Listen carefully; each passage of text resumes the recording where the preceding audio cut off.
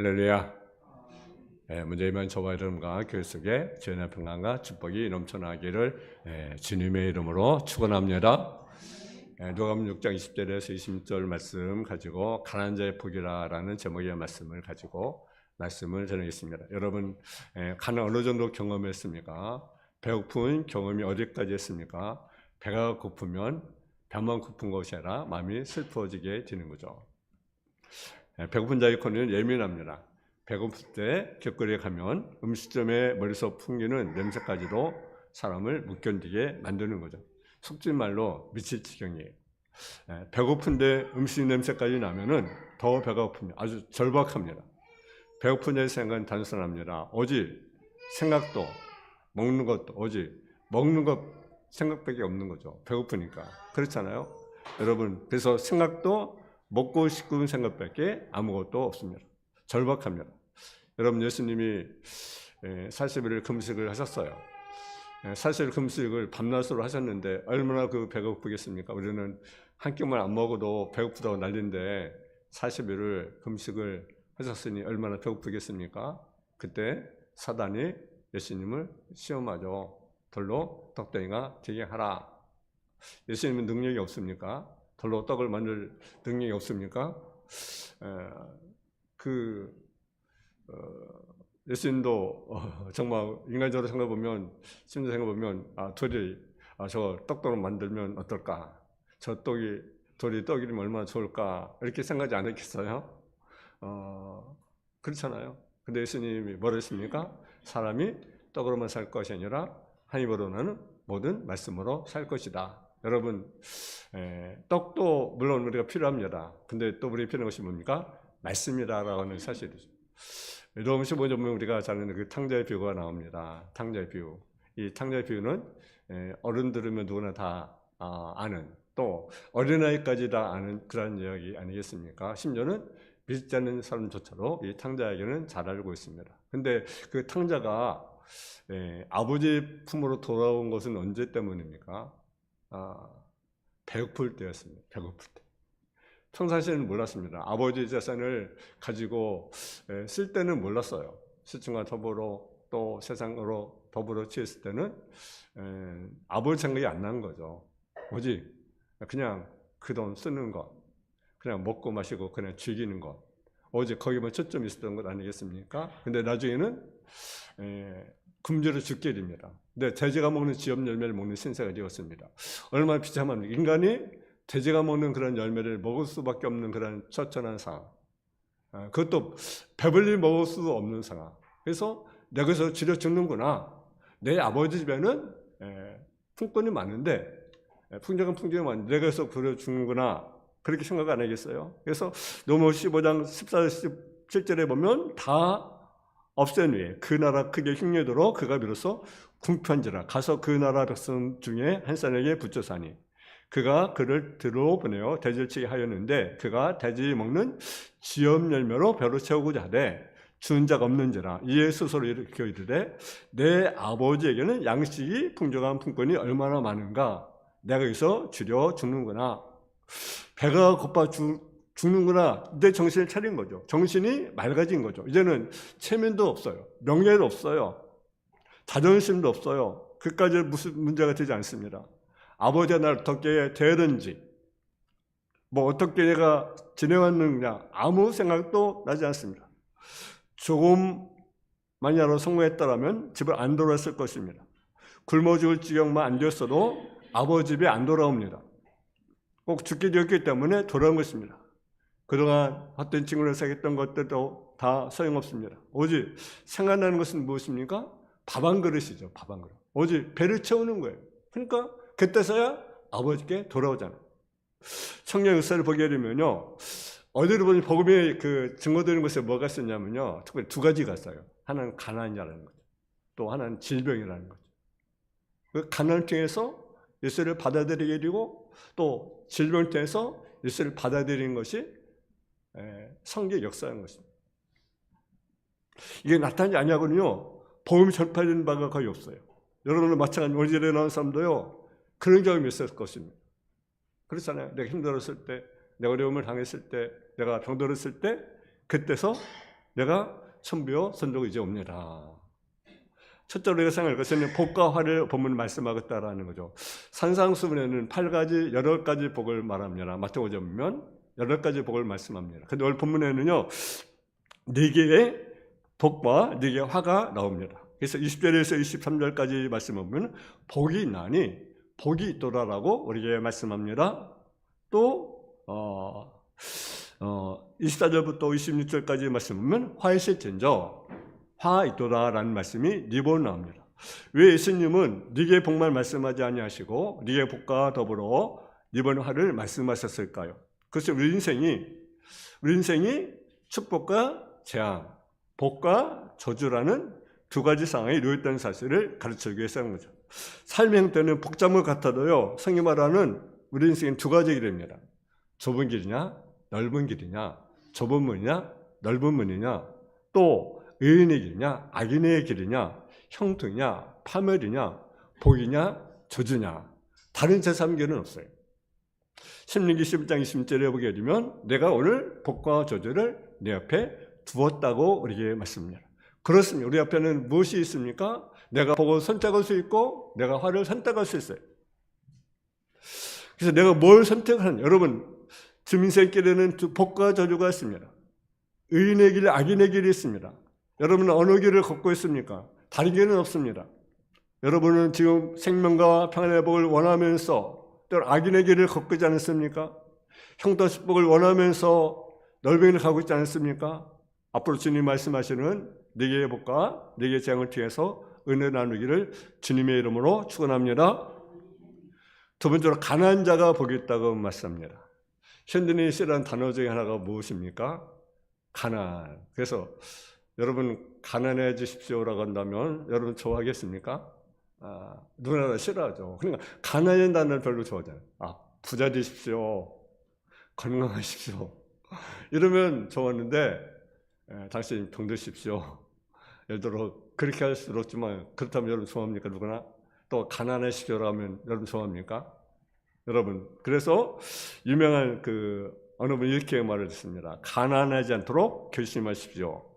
가난은 행복의 적입니다. 어떻게 보면 가난 아닐 수도 있어요. 왜 그렇습니까? 가난 때문에 몸을 팔아요. 가난 때문에 낳은 자식을 버려요.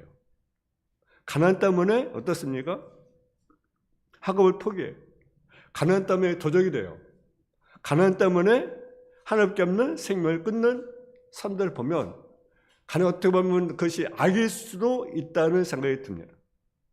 그렇게 보입니다. 근데 오늘은 본문에는 예수님은 가난을 이런 용어를 서슴지 않고 사용했다는 것. 도리어 가난한 자가 복이 있다. 그렇게 말씀하세요. 우리 한번 20절 한번 볼까요? 20절. 시작. 예수께서 늘도 저들을 모시고 이르시되 너희 가난한 자는 복이 있나니 하나님 나라가 너희 것이며. 아멘. 근데 오늘 본문은 예수님은 가난한 자가 뭐 있다요? 복이 있다. 그렇게 말씀해요. 예수님은 가난한 자가 복이 있다고 말씀하세요. 마태는 가난한 자의 복을 말할 때 그 옆에 심령이라는 단어를 붙였어요. 그래서 심령에 가난한 자가 복이 있다고 말씀하고, 이거는 그냥 가난한 자가 복이 있다 그렇게 말씀하십니다. 그래서 어떤 부분은요, 마태가 기록한 산상수훈에 말하는 가난은 영적 가난을 말하고, 누가가 말한 평지순에서 가난은 영적인 심령의 가난이 아니라 육체적이고 실제적인 가난을 의미한다고 말합니다. 그래서 어떤 학자는 이 말씀은 가난한 자 사람은 영적으로 복이 있나니라고 읽어야 한다고 주장합니다. 근데 성경 어느 것을 보러 가난을요 권장하는 것은 없습니다. 가난을 또 미화시키는 것은 없습니다. 성경 가난을 미화하지도 않지만 부자를 정죄하지도 않습니다. 성경은 돈 자체를 부정하거나 지약시 여기지 않습니다. 성경 가난이 좋은 것이다 라고 가르치지 않습니다. 가난한 자 복이 있다는 것은 경제적으로 빈곤하고 궁핍하게 사는 자가 복이 있다는 말이 아니라, 예수님은 언제나 물질이 있고 없고를 문제 삼은 것이 아닙니다. 물질이 많느냐 적으냐 그것을 따지지 않았어요. 뭘 보십니까? 그 마음의 상태. 물질을 어떻게 내가 보고 있느냐, 어떻게 내가 그 물질을 내가 대하고 있느냐라는 거예요. 성경 도리어 우리가 깨끗한 부자가 되어서 선한 일에 귀하게 쓰임받는 청지가 되기를 원하십니다. 그래서 디모데 6장 17절에 보게 되면 하나님은 모든 것을 후유지사 누리게 하신다고 말씀합니다. 그 모든 것 속에는 물질도 포함되어 있습니다. 하나님 우리가 물질을 후유지기 원하십니다. 그리고 누리기를 원하십니다. 신명기 8장 18절을 보게 되면 네 안에 여호와를 기억하라. 그가 네게 재물 얻을 능력을 주셨습니다. 하나님 우리에게 재물 얻을 능력을 주었습니다. 여러분 재물은 악한 것이 아닙니다. 여러분 재물이 더러운 것이라고 한다면 악한 것이라고 한다면 재물을 능력을 주십니까? 아니죠. 신편 112편 2절 3절에도 보게 되면 그의 후손이 땅에서 강성하며 정직한 자의 후대가 복이 있으리로다. 부와 재물이 그의 집에 있으며 그가 영원히 서 있으리로다. 부와 재물은 하늘신 축복이라고 분명히 말씀합니다. 이렇게 물질에 관한 하는 말씀을 볼 때 우리가 알 수 있는 것은 물질 자체는 선도 아니고 악도 아니라는 거예요. 근데 내가 그 물질 어떻게 내가 대하고 있느냐라는 것, 그리고 물질을 관리하는 것을 어떻게 내가 사용하느냐라는 것입니다. 그래서 내가 어떻게 사용했다 그 물질이 선이 될 수도 있고 악이 될 수 있다라는 사실이에요. 그러므로 가난이 반드시 경건하다든지 아니면 부한 자가 만일 죄라든지 생각하는 것은요 잘못된 것이라는 사실이에요. 그러면 세 번째로 누가 그러면 가난한 자인가라는 사실이죠. 여기서 말하는 오늘 본문이 말하는 가난한 자는 무엇을 우리가 의미하는가? 오늘 우리들이 말씀하는 가난은요 하나님 앞에서 우리가 가질 마음의 태도를 가리킵니다. 하나님 앞에 철저히 낮아지는 마음의 태도를 가리키는 거죠. 그럼 여기서 가난한 자는 누구를 가리킵니까? 철저히 자신의 주님을 인정하고 오직 예수 그리스도만 자신의 유일한 구주를 인정하는 것입니다. 거룩하신 하나님 앞에서 자신의 무능과 약함을 철저히 깨달은 자를 가리키는 것입니다. 주님, 나는 구원받을 만한 아무것도 없습니다. 나는 지옥 불못에 던져져서 내가 지옥 불못에 떨어져야 되느냐라고 항변할 수 없는 죄인입니다. 나는 진정히 죄였습니다. 너희는 구원을 말한 어떤 선도 공로도 없습니다. 너희는 구원을 얻을 만한 어떤 의로움도 없습니다. 오직 주님의 은혜로만 구원을 받을 수 있습니다. 예수님을 구원할 수 있습니다. 더 나아가 주님, 나는 주님을 살 수가 없습니다. 주님 앞에 떨어지지 않으면 나는 공급을 받을 수 없습니다. 나는 살 수가 없습니다. 이렇게 고백하는 자가 가난한 자라는 사실이죠. 아멘. 그러니까 주님 은혜가 아니면 구원받을 수 없고 은혜가 아니면 살 수 없음을 깨닫는 자가 가난한 자라는 사실이에요. 바로 이 사람이 바로 겸손자인 것입니다. 성경에 보면 마음이 가난한 자고 또 마음이 부유한 사람이 있습니다. 예를 들면 누가복음 18장에 보면 그 바리새인과 여러분 어떻습니까? 세리가 대표인사를 볼 수가 있습니다.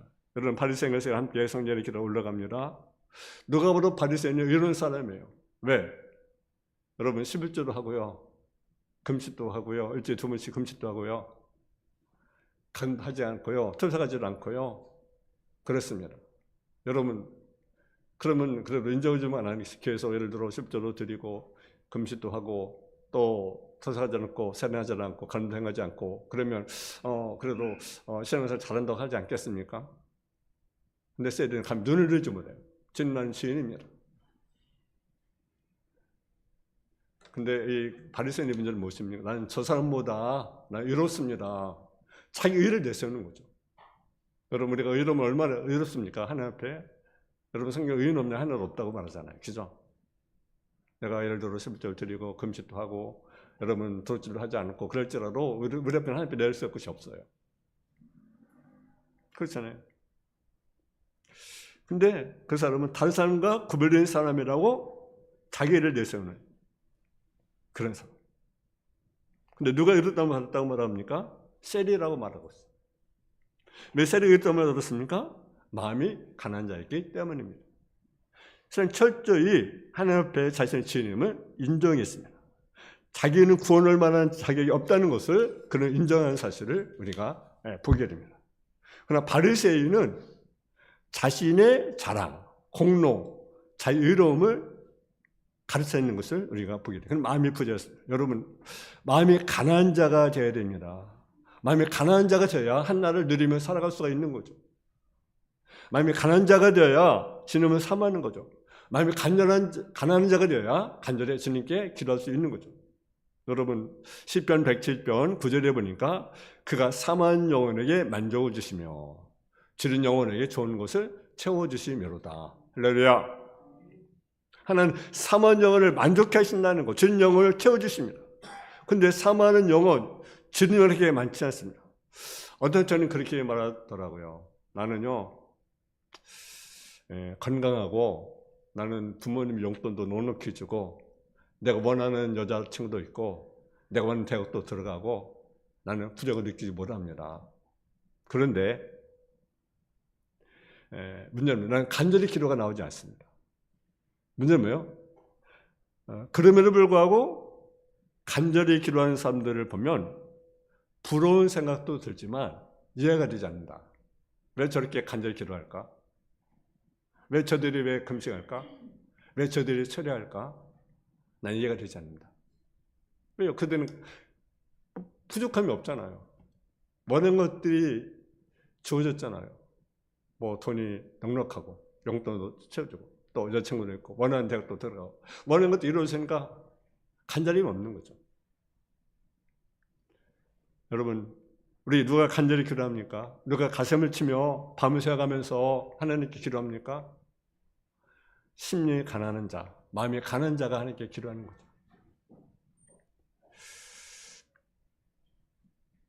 오늘 물질의 부여함 때문에 오늘 내 안에 사모함이 사라지고 간절함이 사라진다고 한다면 그 물질이 축복이 아니라는 사실을 우리가 알아야 된다는 거죠. 두려워, 그것은 본인의 화가 되는 것입니다. 그래서 14절에 보면 그런 화이실지 너희 부유한 자여 너희는 의로를 이미 받았도다. 그래서 성경이 이렇게 경고합니다. 예수께서 이르시되 내가 진실로 이르노니 부자가 천국에 들어가기가 어려우니라. 다시 너희에게 말하노니 낙타가 바늘귀로 들어가는 것이 부자가 하나님 나라에 들어가는 것보다 쉬우니라. 이 말은 부자는 무조건 저기에 들어가고 가난한 자는 무조건 천국에 들어간다는 말이 아닙니다. 이 말은 부자는 그만큼 마음이 가난해지기가 어렵다는 거죠. 어렵다는 거죠. 살 마음이 부족하다라는 거죠. 여러분 열심히 땀 흘려 일하셔서 깨끗한 부자가 되기를 원합니다. 근데 늘 마음은 가난한 자가 되어야 돼요. 아멘. 마지막으로 내적으로 간절히 주신 축복이 무엇입니까? 본문에 보니까 20절에 보니까 너희 간절한 복이 나니 하나님 나라가 너희 것입니다.